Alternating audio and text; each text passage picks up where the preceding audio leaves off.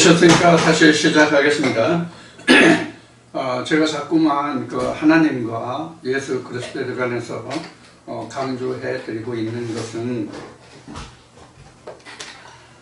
결과적으로 우리 그 믿음의 결국 구원이라고 베드로가 이야기하고 있잖아요. 베드로전서에서 그 믿음의 결국 때문에 말씀을 드리는 거예요. 우리가 앞 시간에 말씀을 드렸듯이 우리가 지금까지 살아오면서 신학적으로 세상에 살면서 관념적으로 우리가 알고 있던 하나님과 예수, 즉 모세 때의 하나님, 2000년 전 유대 땅에 왔던 그 예수의 관념에서 내가 벗어나지 못하고 지금 나와 함께하는 하나님과 예수 그리스도를 내가 인지하고 그 하나님을 내가 받아들이고 모시지 못한다면, 함께하지 못한다면 아무리 여러분들이 이 말씀을 들으셔도 구원은 내 것이 아니에요. 그래서 말씀을 드리는 거예요.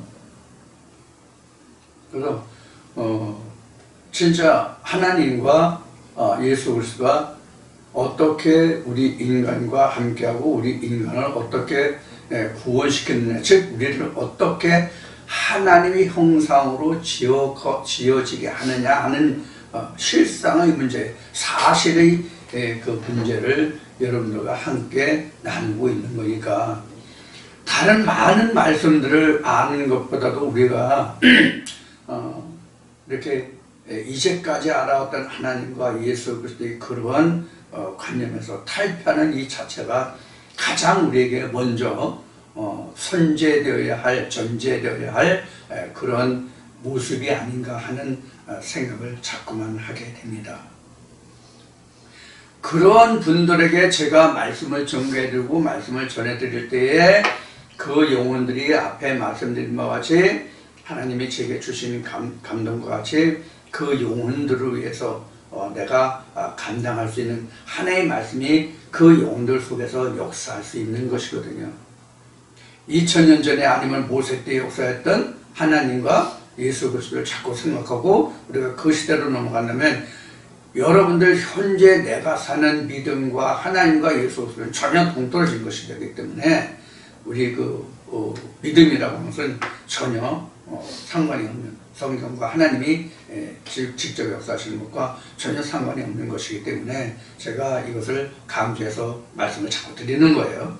여러분들 식상하신 분도 계실지 모르겠지만 이러한 면을 여러분들 꼭 이해하셔서 하나님과 예수의 존재가 현재 나와 함께하는 하나님, 좀 더 실제적으로 얘기하면 나와 함께하는 하나님, 즉 내게서 하나님이 되고 예수가 된 그 말씀을 쫓아가는, 지금 나와 함께 일하고 있는 하나님과 예수를 발견하는 그런 모습이 각자 자신을 만들어 가시기를 바라는 마음입니다.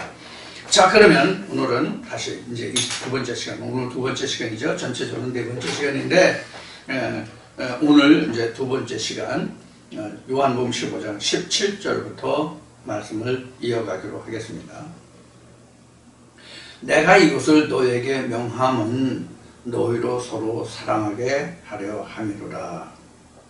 이것은 이제 예수가 내가 포도나무다, 너희가 친구다, 내 계명을 지켜야 된다, 뭐 이런 그 모든 말씀들에 이어서 지금 그 연결되는 그런 말씀이죠. 그렇게 하면 이제 이 17절에 기록된 말씀같이 이것을 내가 명함은 너희로 서로 사랑하게 하려 함이라. 자, 이 사랑이라는 얘기는 그동안 제가 참 많이 얘기했고 지난주에도 말씀을 드린 것 같은데, 사랑이라고 하는 것은 결국 뭐가 사랑이냐면 예수가 사랑이에요. 왜 예수가 사랑이냐? 생명으로 남는 그 자체가 예수 하나뿐이 없거든요.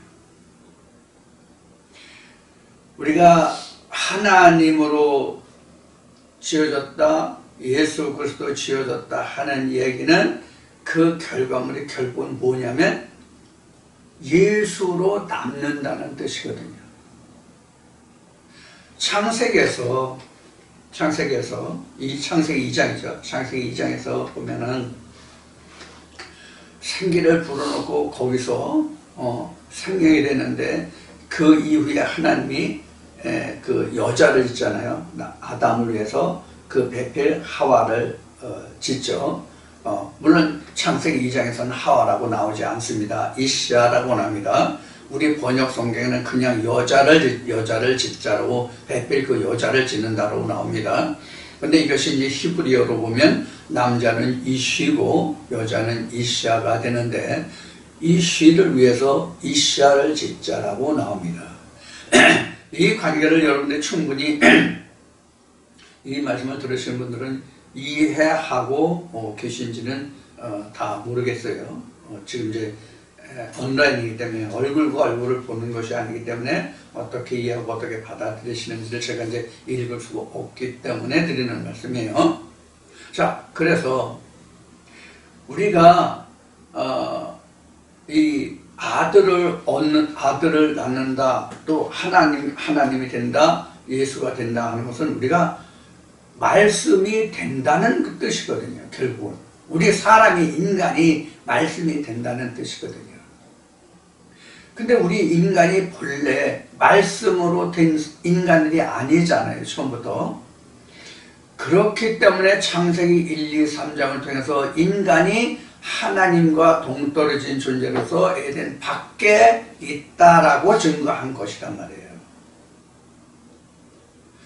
이것이 다시 지금 우리가 다시 하나님의 말씀을 입어서 하나님의 말씀이 되면은 하나님과 함께 거하는 자가 된단 말이에요. 아버지 집에 거하는 자가 된단 말이에요. 이것을 창조가 됐다, 새하늘과 새 땅이 됐다, 이렇게 이제 성경이 증거하고 있는 거예요. 이 자체를 우리는 여기 17절에서 말하고 있는 사랑이에요. 그래서 17절에 보면은 이것을 내가 너에게 명하는 것은 서로 사랑하게 하려 함이라, 이렇게 얘기했잖아요. 사랑하게 하려 함이라. 이것은 뭐냐면 생명이 있게 하려 함이라, 이 말과 같아요. 예수가 생명이거든요. 누가복음 8장 11절에 하나의 말씀은 씨라고 되어 있거든요. 그 말씀의 씨가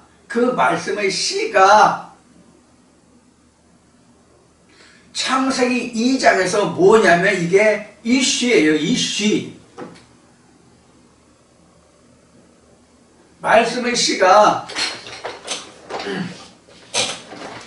누가복음 8장 11절 하나님의 말씀은 씨다, 이렇게 설명하고 있는데 이 말씀의 씨가 창세기 2장 가서 2장 21절 이렇게 봅시다. 창세기 2장 21절에 보면 남자 여자가 나와요. 여기 이시고 여기 이제 이시야 이렇게 나오는데 이 말씀의 씨가 지금 이시란 말이에요. 말씀의 씨가 이시예요. 그리고 이 말씀의 씨가 땅에 떨어져, 마태복음 13장에 기록된 말씀같이 말씀이 땅에 떨어져서 싹이 나야 열매를 맺어서, 싹이 나야 자라서 꽃이 피고 열매를 맺잖아요.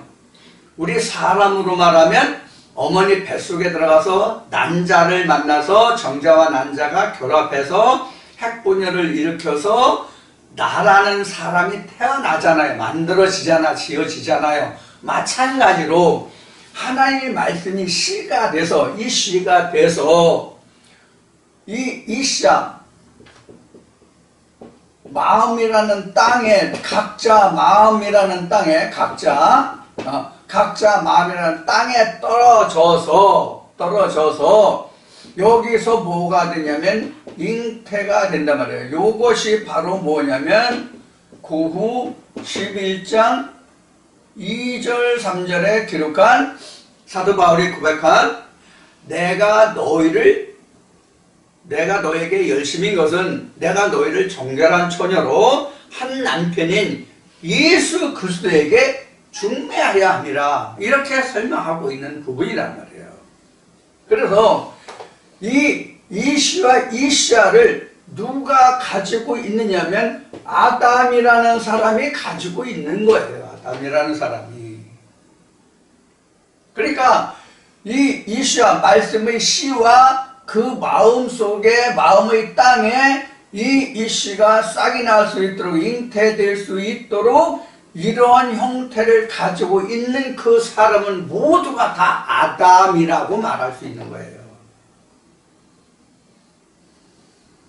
그러니까 성경에는 뭐 아담과 하와가 있고 뭐 이시와 이시아가 있고 즉 창세기 4장으로 가면 가인과 아벨도 있고 아담과 하와도 있고 이렇게 넷으로 나오잖아요. 응? 이렇게 넷으로 나오는데 결국은 다 하나라. 이 아담 속에 들어있는 하나를 말하고 있는 거라고. 그래서 성경은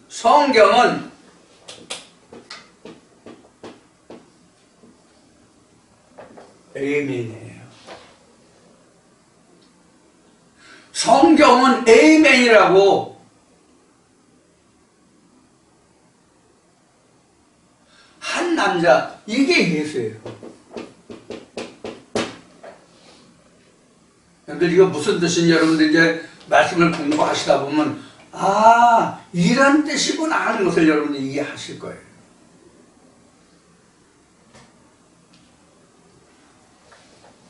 자, 그래서 우리가 지금 여기서 사랑이라고 하는 것은 결국은 잉태한 그 아들을 이야기하는 것이거든요.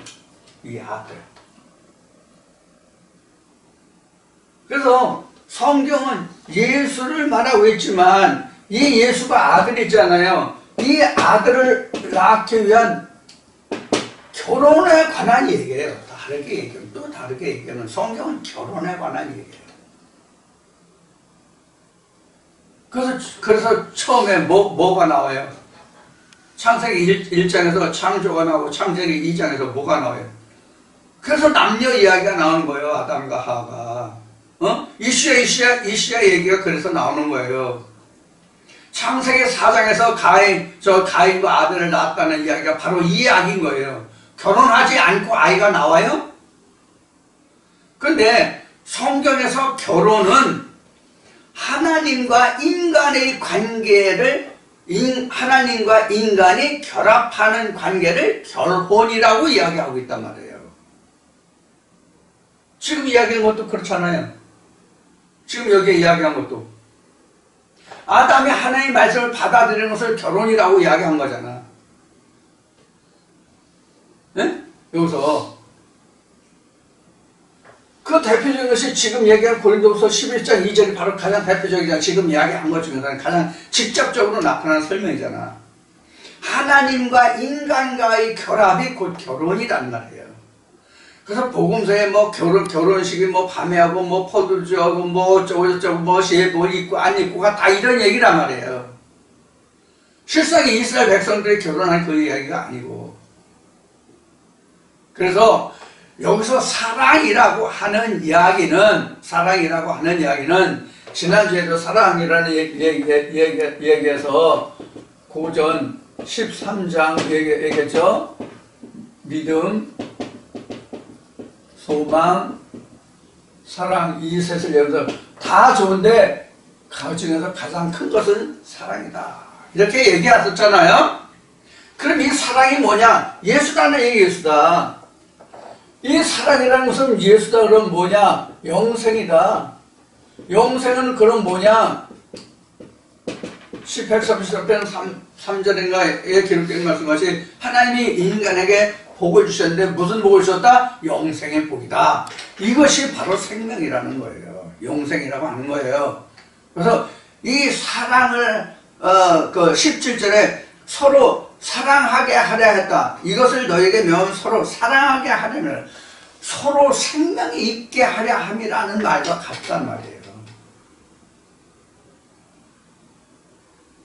우리가 믿는 믿음이 결국 뭐라고 그랬어요? 앞에요? 영혼의 구원이라고 했죠.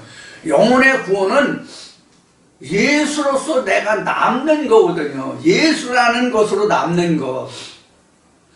내가 하나님의 신부로서, 예수의 신부로서 내가 예수의 씨를 받으면 그 예수의 씨를 받아서 나면 예수의 씨를 낳지 누구 씨를 낳겠어 내가.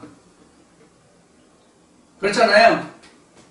내가 남자잖아. 내가 남자인데 어느 집 딸이든지를 막론하고 어느 여자를 내가 그 아내로 맞이해서, 그럼 그 아내로 맞이해서 내가 부부 생활을 하면 그 내 아내가 누구 애를 낳겠어? 내 애를 낳겠지. 그렇잖아요. 똑같은 이치라고. 근데 우리는 이걸 이상하다고 생각한단 말이야. 이상하다고 생각한다고. 우리가 하나님의 말씀을 이렇게 해서 우리가 예수를 낳는다 그러면 그거를 이상하게 생각한단 말이야. 이거를 기이하다고 생각한다고. 기이하게 생각할 필요가 없는 거예요. 자, 그 살아내서 말씀드리고 18절 보겠습니다. 세상이 너희를 미워하면 너희보다 먼저 나를 미워한 줄 알라. 이렇게 돼요. 자, 사랑과 세상과 이 이야기를 좀 하겠습니다.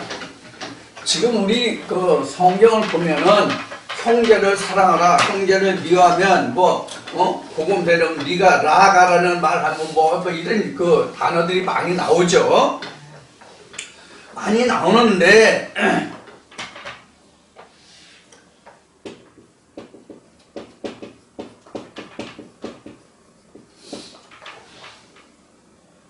이 사랑에 대해서 오늘 다시 한번 핵심적인 진짜 사랑이 뭔지를 말씀을 드릴게요. 이거 지난번에 말씀을 드린 내용인데 다시 얘기할게요. 다른 것으로 표현하겠습니다.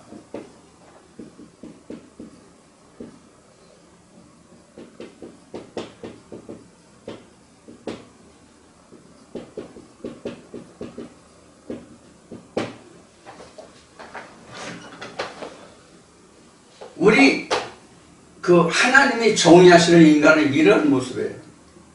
이런 모습이에요.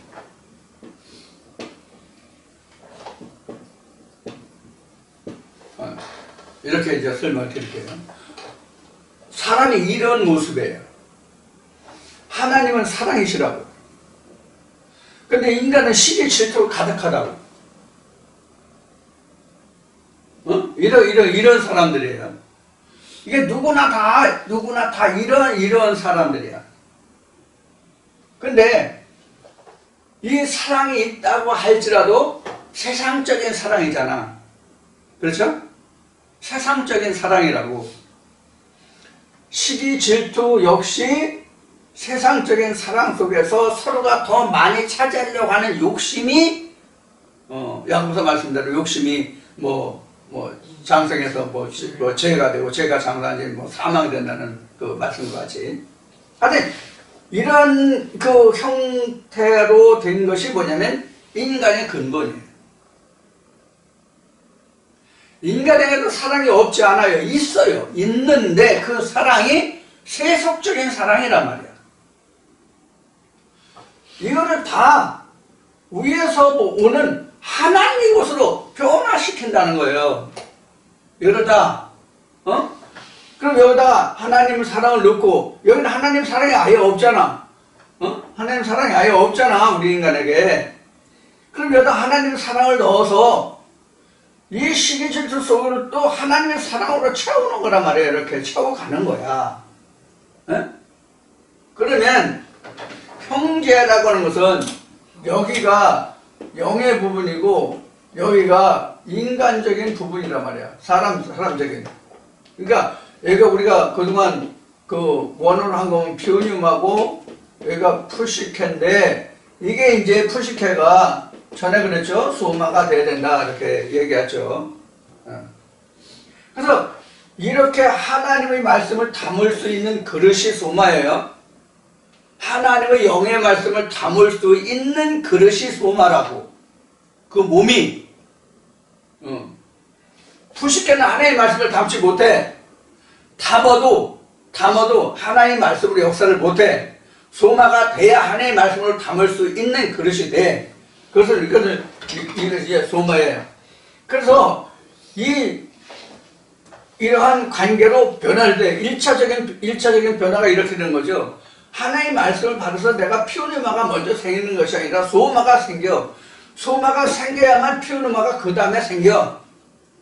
이제 이것을 우리가 여자로 말하면 여자가 태어날 때부터 자궁이 그 처음에 날 때부터 있는지 모르겠지만 그 아이를 임신할 수 있는 게 그 생리가 있고부터 여자가 임신을 할 수 있잖아. 잉태를 할 수 있잖아. 그러면 생리를 하기 전까지는 몸은 여자이긴 여자이되 생산을 할 수 없는 여자잖아. 남자도 정자가 나오기 전까지는 남자라 할지라도 남자 역할을 하지 못하잖아. 형상은 남자요 여자지만 생식을 할 수 없으면 남자고 여자고의 구분이 없다고 사실은. 생식 기능이 없으면.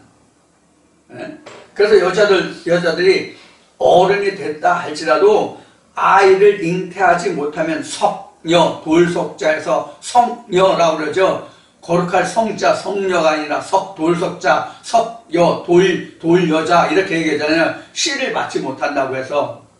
자, 마찬가지로 우리 인간들이 하나님의 말씀을 받아서 하나님의 말씀의 씨를 심을 수 있는 땅에 들면 그것이 소마예요. 즉 남자가 씨가 생기고 생리를 하는 그 시간이 돼야 된단 말이에요. 우리도 하나님 안에서 거기까지 자라가야만 된다고.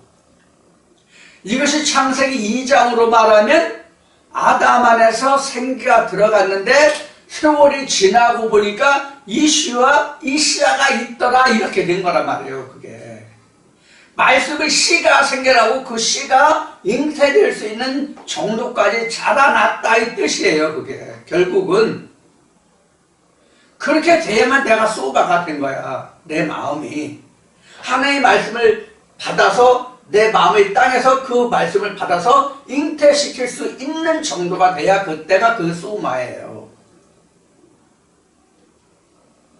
그전에는 푸시케한테 다 먹히지.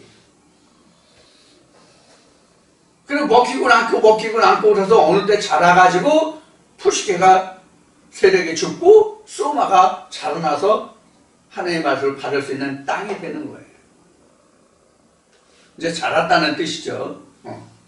자, 그렇게 되면은 이것을 이제 다시 그렇게 이제 자랐다고 보고 이것을 다시 이제 바꾸면 이렇게 된단 말이에요. 그것이 처음에 얘기했던 그것이 바뀌면은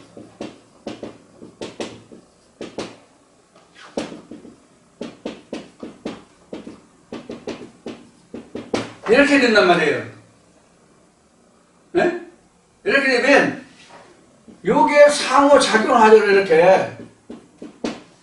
이렇게 그렇죠? 상호작용을 한다는 얘기는 아직까지는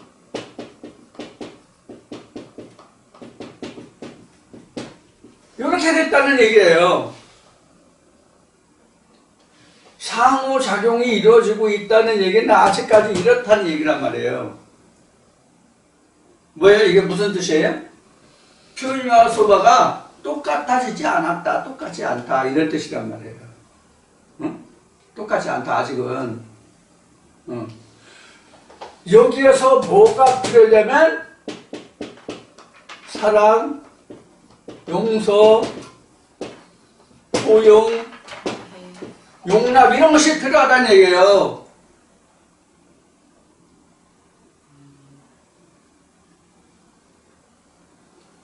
그래야만 소마가 퓨뉴마에 의해서 소마가 퓨뉴마화 한다고. 화. 배를 받자. 소마 비커마 퓨뉴마가 된단 말이에요. 굳이 짧은 영어로 표현한다면 소마 비커마 퓨뉴마. 그러니까 소마가 퓨뉴마가 된다.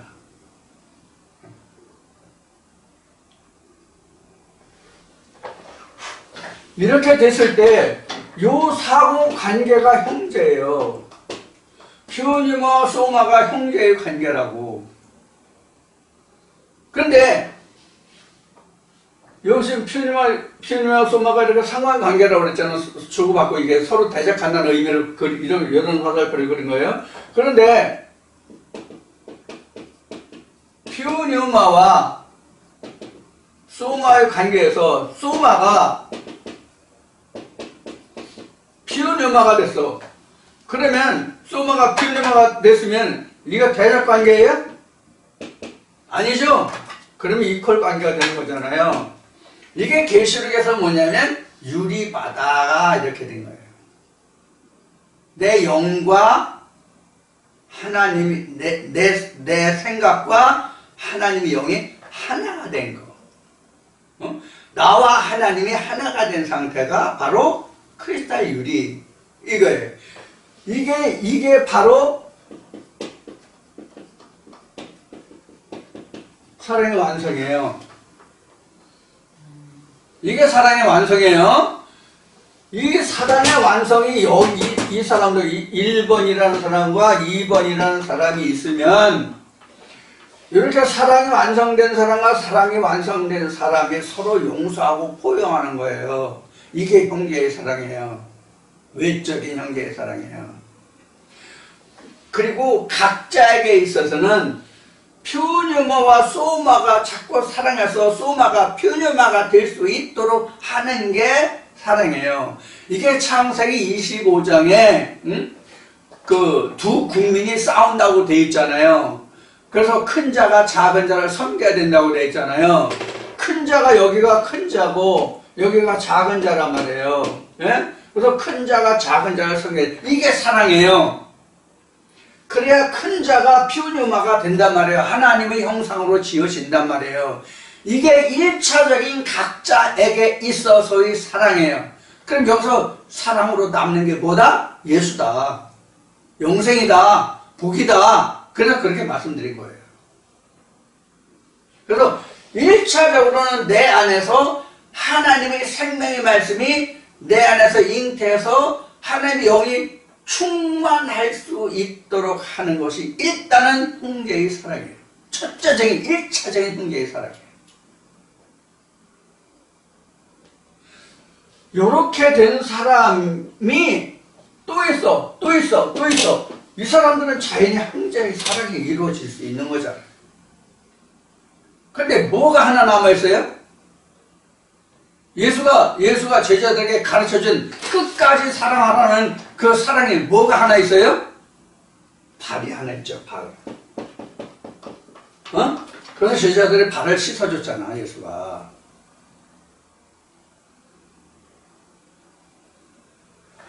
이렇게 된 사람은 예수가 표현한 것으로 얘기하면 베드로가 나는 몸까지 다 씻겨주세요 했을 때 예수가 목욕을 한 사람은 다시 목욕할 필요 없고 발만 씻으면 돼. 이렇게 얘기했죠, 예수가. 예? 이렇게 된 사람이 이미 목욕한 사람이야. 목욕한 사람은 발만 씻으면 돼. 그러니까 이렇게 된 사람들은, 즉 이렇게 된 사람들은 다 발만 씻으면 돼. 이 서로 발을 씻어주는 게 형제의 사랑이다. 이 얘기예요. 예수가 말한 것이. 그러니까 사랑이라는 것이 뭐 부부지간에, 부모와 자식간에, 형제들 간에, 뭐 교우들 간에 이것도 사랑이지만 성경에서 말하는 진짜 사랑을 이루었다고 하는 것은 이러한 큰 의미가 들어있는 거예요. 이렇게 절대적인 의미가 들어있는 것이 성경에서 말하는 사랑이라고.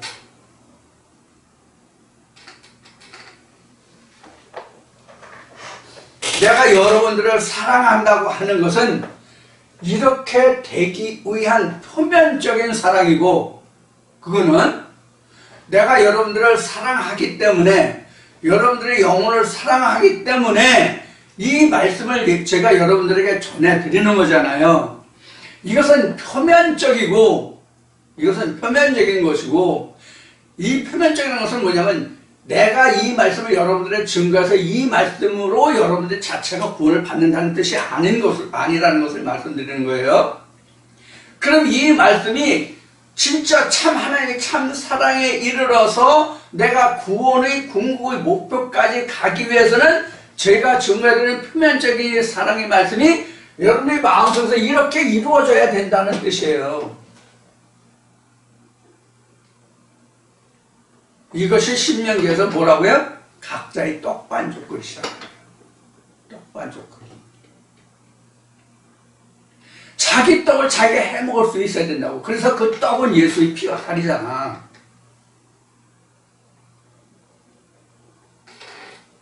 그걸 말씀드리는 거예요.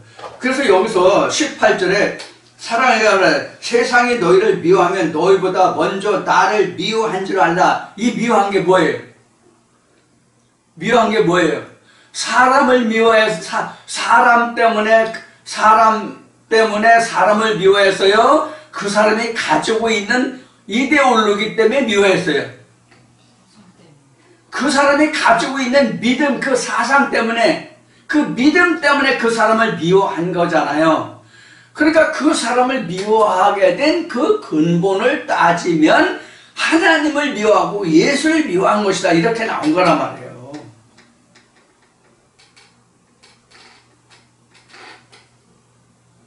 그렇죠? 그래서 이 말씀을 우리가 잘 새겨봐야 돼요. 그 속을. 자, 19절에 봅시다. 19절에 너희가 세상에 속하였으면 세상이 자기의 것을 사랑할 터이나. 여기 나왔죠. 세상에 속하지 않고 하나님께 속했고 예수에게 속했다는 얘기란 말이에요. 무엇을 인해서? 사이그는 세상에 똑같이 그 무리들 속에 있어. 육신으로는. 근데 뭐가 달라? 믿음이 다르잖아. 그걸 얘기하고 있어요. 그래서 사랑할 터이나 너희는 세상에 속한 자가 아니요 도리어 세상에서 나의 택함을 입은 자인 고로 세상이 너희를 미워하느니라. 누구의 택함을 받았다고요? 나의 택함, 즉 예수의 택함이에요. 자, 그럼 여기서 예수의 나의 택함이라는 이 나의 택함은 뭐냐면 포도나무로 인해서 너희가 가지가 되었다는 말이에요. 내가 포도나무요 너희는 가지라고 그랬잖아. 그럼 너희들이 포도나무에 속했기 때문에 너희를 미워하는 것이다. 저들은 포도나무에 붙지 않은 자들이다. 이런 얘기란 말이에요. 포도나무에 붙지 아니한 자들은 포도나무에 붙은 자를 시기하고 질투하고 미워하느니라. 그래서 저들은 세상에 속했고 너희는 내게 속했다. 그래서 너희는 내게 속했기 때문에, 즉 포도나무에 붙은 자이기 때문에 저들이 너희를 미워해. 그러니까 저들은 포도나무에 붙은 자가 아니기 때문에 그래. 이런 이야기잖아요. 그래서 포도나무에 붙은 자들은 포도나무에 붙은 자들을 귀히 여기고 불쌍히 여기고 서로 용서하고 포용하라. 그런 얘기예요. 이것을 조금 더 가미해서 얘기한다면 저들이 수요는 많대. 우리는 힘이 적다. 적은 자들이 똘똘 뭉쳐야지 더 거기서 뿔뿔이 흩어지면 더 약해지겠죠? 이런 뜻이란 말이에요. 자, 그 다음에 20절 보겠습니다. 내가 너희더러 종이 주인보다 더 크지 못하다 한 말을 기억하라. 사람들이 나를 핍박하였은즉 너희도 핍박할 터이요 내 말을 지켰은즉 너희 말도 지킬 터이라. 그래서 나의 말을 지켰다, 너희 말도 지킬 것이라는 것은 언약을 두고 얘기하는 것이죠. 언약을 두고, 하나님의 말씀의 언약을 두고. 그래서 우리가 하나님 안에서 있는 것은 하나님이 우리를 끝까지 보호하신다, 이제 그런 뜻인데, 이것이 신학적으로는 굉장히 오용되고 있는 한 부분이에요. 뭐냐면 한 번 구원은 영원한 구원이다. 하나님이 그 믿음의 백성들은, 당신의 백성들은 하나님이 끝까지 견인하신다. 이렇게 신학적으로는 가르치고 있단 말이에요. 그렇지는 않단 말이에요. 그렇지는 않다. 만약에 하나님이 한 번 구원을 얻은 자는, 거듭난 자는 끝까지 탈을 하지 않고 하나님 나라에 갈 수 있다라고 한다면 성경에 어떤 부분이 틀립니까? 둘째 사망이 없어야죠. 둘째 사망이 없어야죠. 그래서 여기서 지금 20절 그 말씀은 내가 너희들아 종이 주인보다 더 크지 못하다 한 말을 기억하라. 종이 주인보다 크지 못하죠. 크지 못하다 이건 당연한 말인데 사람들이 나를 핍박하였은즉 너희도 핍박할 터이요. 세상 사람들이 예수를 핍박했잖아요. 이때 당시에. 그러니까 너희도 핍박할 것이다. 그런 얘기란 말이에요. 핍박할 거예요. 내 말을 지켰은즉 너희 말도 지킬 터이라. 이걸 하나님이 지켜주시는 거죠. 이 말씀을 지켜주는 것을. 근데 하나님이 이 말씀을 지켜주시는데 이것도 내 의지에 달려있다는 것을 우리가 명심해야 돼요. 내가 이 말씀을 붙들고 있을 때 하나님이 지켜주시는 것이지 이 말씀을 내가 버리면 하나님도 나를 놓는다고. 그래서 이 말에 대한 가장 근본적인 답은 계시록에 있는 말씀과 같이 이거예요. 너희가 세상에서 나를 시인하고 나타내면 나도 아버지 앞에서 너를 시인하리라 말씀을 같아요. 내가 붙들고 있어야 된다고. 그래서 계시록의 아시아 7교회를 네가 끝까지 죽음을 부르면서 끝까지 충성하라. 그러면 생명의 멸류관을 받으라. 이렇게 되잖아요.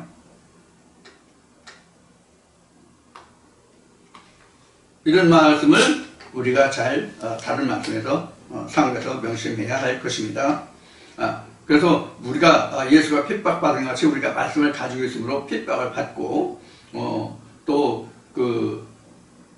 예수가 이 말씀을 지켰으니까 우리도 이 말씀을 지켜야 한다는 것을 여기서 지금 예수는 강조하고 있습니다. 21절 그러나 사람들이 내 이름을 인하여 이 모든 일을 너에게 하리니 이는 나 보내신 이를 알지 못함이니라. 그러니까 예수에게 했던 그 모든 일을 예수의 제자들에게도 똑같이 세상 사람들이 행할 것이다 하는 것을 얘기하는 거예요. 이건 예언이죠, 일종의. 그래서 예수의 제자들이 결국은 우리가 역사적으로 보면 로마 제국 때 하나님의 사도들이 얼마나 고생을 많이 했고 우리가 또 신학의 역사로 아는 바치 카타콤이라는 그런 생활도 알고 좀 여러 가지 사건들이 있잖아요. 이런 것들을 우리가 새겨볼 필요가 있는 말씀이죠. 그래서 이제 21절에 이제 하나님을 알지 못하는 자들은 이렇게 한다고. 그런데 우리가 성경을 또 보면은 여기 이렇게 이야기하고 있지만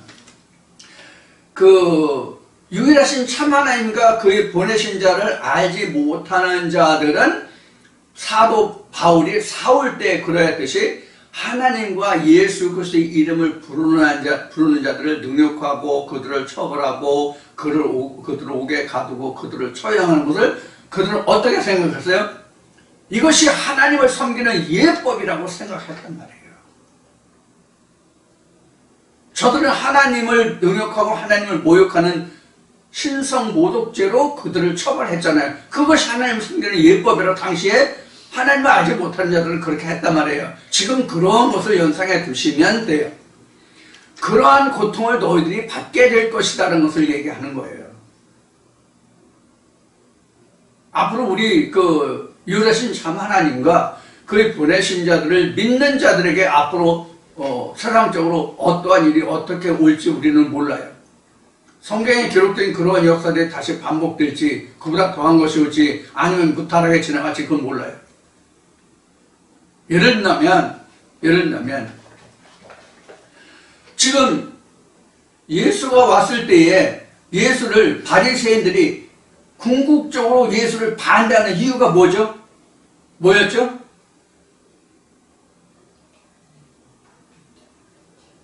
요한이 왔을 때에도 요한을 반대한 이유가 뭐였죠? 많은 무리들이 보라, 많은 무리들이 너희들이 얘기하는 게 소용없다. 많은 무리들이 저들을 따르는 것을 보라고 성경에 기록하고 있지 않아요? 복음서에 보면. 그럼 뭐에 관계 있어요? 밥줄에 관계 있다고. 목구멍이 포도청이기 때문에. 여기에서 우리가 문제가 생기는 거예요. 지금 우리가 노골적으로, 본질적으로 사실적인 것을 놓고 이야기하면 지금 교회들이 정말로 그 교회에 나오는 그 영혼들이 구원을 위해서 일하는 목회자들이 몇이나 돼요? 기업을 경영하는 자들이 그 영혼을 위해서 애쓰는 목자들이 과연 몇이나 되는지 여러분들 한번 겪어본 대로 생각해 보세요.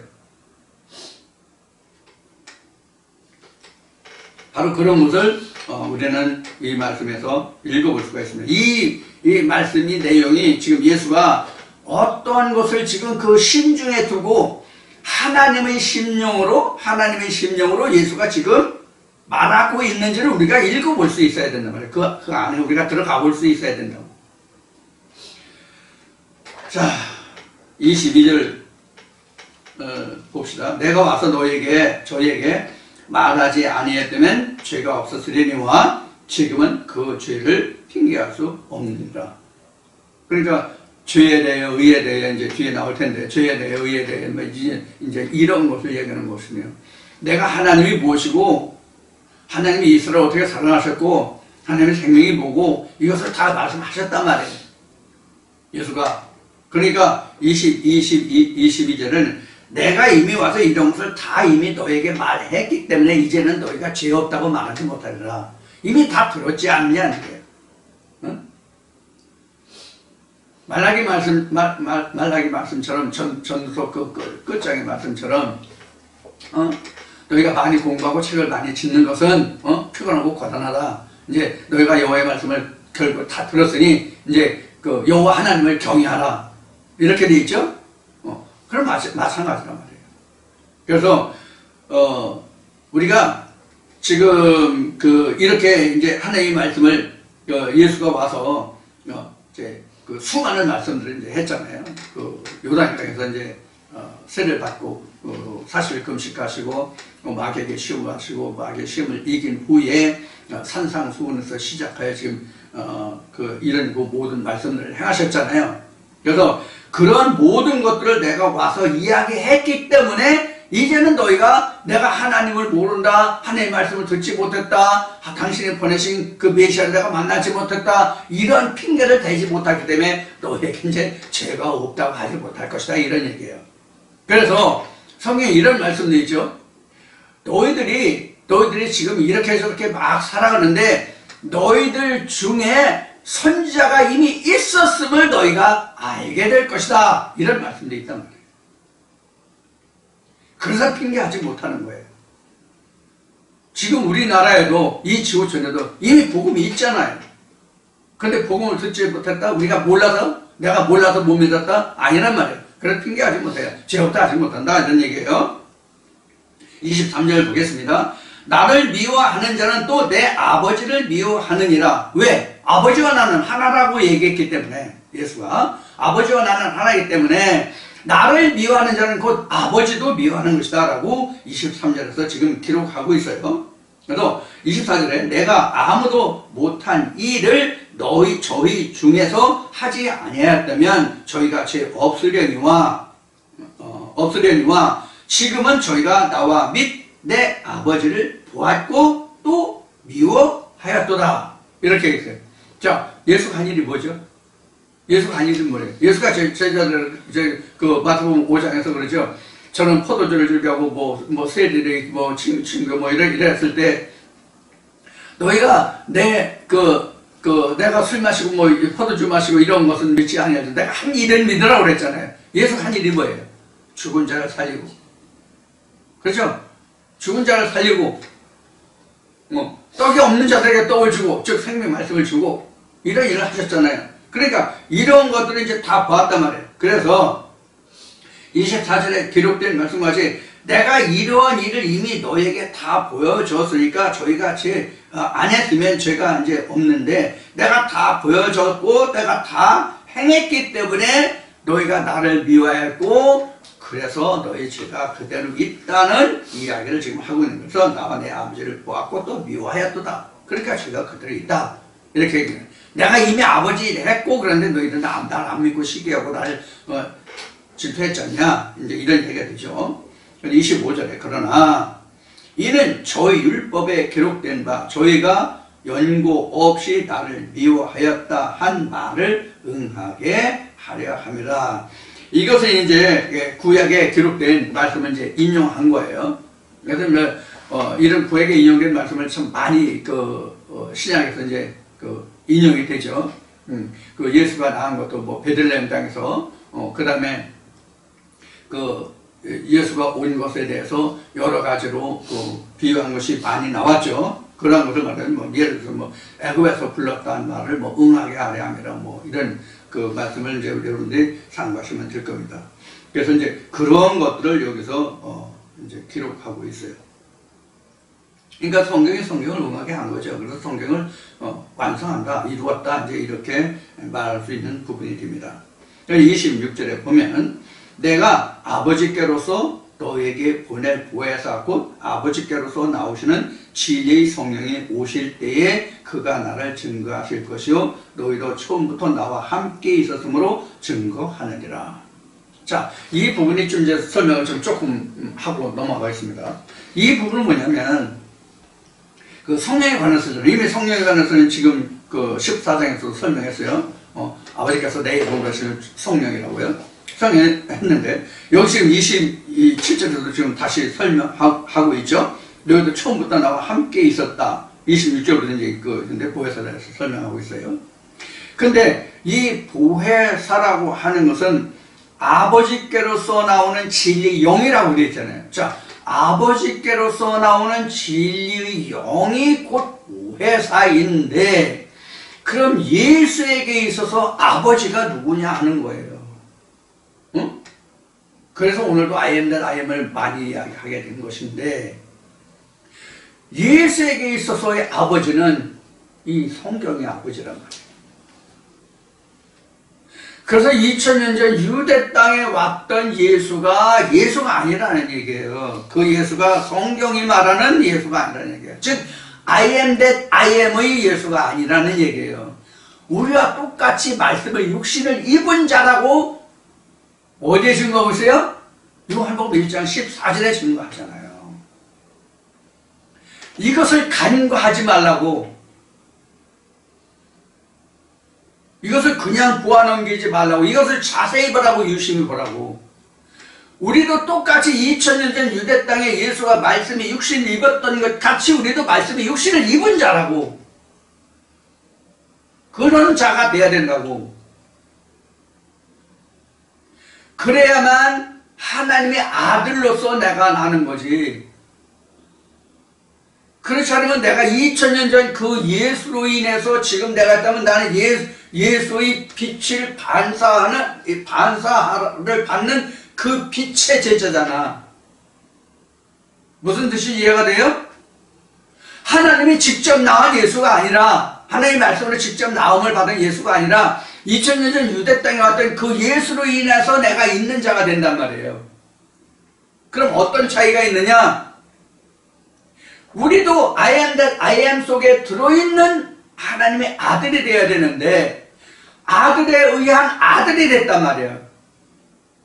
그러면 하나님 2000년 전 예수의 하나님일 때 2000년 전 예수 오늘이 예수, 그러면 하나님 2000년 예수일 때 오늘이 그 예수를 인해서 내가 나왔으니까 내가 2세 이렇게 된단 말이에요. 아시겠어요? 족보가? 그래서 우상이 된다라고 얘기한 거란 말이에요. 그래서 조상에게 절하지 말라, 그 무엇에도 절하지 말라, 그 예배하지 경배하지 말라가 바로 우상의 개념이란 말이에요. 그래서 이것들을 우리가 생각을 못하고 있어요. 이런 것들을, 이런 문제를. 그래서 26절, 27절에 내가 아버지께로서 너에게 보낼 성령. 내가 아버지께로서. 그러니까 내가 아버지께로서 여기 다시 봅시다. 내가 아버지께로서 너에게 보낼 이렇게 돼 있죠. 그래서 내가 누구야? 예수잖아. 네? 예수잖아. 그럼 이게 무슨 뜻이에요? 이것을 다시 해석하면 다시 바꿔 말하면 어떤 말이 돼요? 이런 얘기가 된다고. 요한복음 1장 1절에 말씀이 로고스가 하나님이니까 말씀으로서 보낼 성령 이런 뜻이란 말이에요. 말씀 속에 들어있는 성령 이렇게 된단 말이에요. 그러니까 예수가 가진 영이나 현재 우리가 가질 영이나 똑같다는 얘기가 되지. 안 그래요? 자, 다시 봐요. 내가 아버지께로서 너에게 보낼 보혜사. 그러면 14장에서는 아버지께서 내 이름으로 보내실 보혜사 성령 이것과 지금 여기서 내가 아버지께로서 너에게 보낼 보혜사 이렇게 어느 게 맞는 거예요? 그럼 누가 보내는 거예요, 결국은? 그럼 누가 보내는 거예요? 그래서 신학에서는 1위의 하나님, 2위의 하나님, 제3위의 하나님이라는 말을 하는데 그것이 그래서 틀려먹었다 그 얘기예요. 14장에서는 분명히 아버지께서 내 이름으로 오실 성령이라고 그래서 근데 여기서 내가 아버지께로서 너에게 보낼 성령이라고. 그럼 누가 보내? 하나님도 보내고 예수도 보내고 그럼 성령이 둘이야? 하나님이 보내시는 성령이 있고 예수가 보내시는 성령이 있네? 그럼 하나님이 높아요? 예수가 높아요? 누가 높아? 누가 더 큰 자냐고? 여기 지금 여기 26절에서는 내가 아버지께로서 너에게 보낼 성령이니까 내가 아버지를 명해서 아버지를 시켜서 아버지께 부탁해서 성령을 보내나? 그럼 예수가 더 커? 그런 뜻이에요? 그게 아니란 말이에요. 말씀과 예수와 성령은 하나다라는 증거란 말이에요. 말씀과 예수와 성령은 하나다. 그 안에 다 들어있다, 존재하고 있다. 아까 이제 물 얘기를 했고, 그동안도 물 얘기를 많이 했는데, 물이 수소와 산소를 나눠서 내가 물을 섭취할 수 있어요? 물을 마시면 산소도 있고, 수소도 있고, 그 외에 다른 여러 가지 물질도 들어있죠. 기본적으로는 산소와 수소의 결합이지만, 말씀도 마찬가지란 말이에요. 말씀도 마찬가지라고. 그 말씀 안에 하나님도 있고 예수도 있고 성령도 있다 이런 얘기란 말이에요.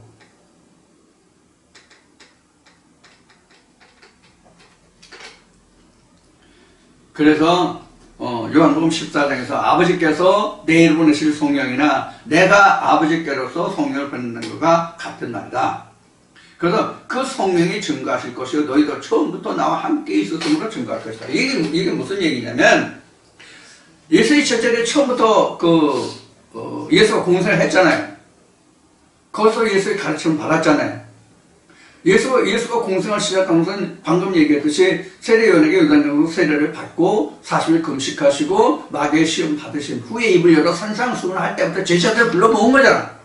그러니까 처음부터 같이 했었거든. 그럼 예수가 어떻게 일해왔고 어떤 일을 했는지 제자들이 알잖아.